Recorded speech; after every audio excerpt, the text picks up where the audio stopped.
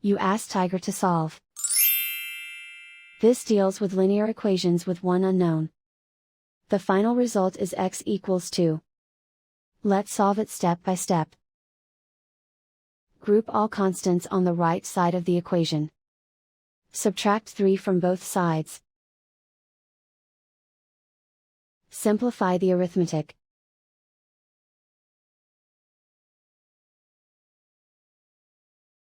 Isolate the x. Divide both sides by 5.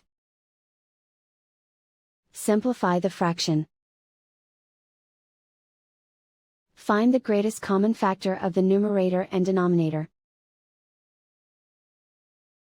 Factor out and cancel the greatest common factor. And so the final result is x equals 2.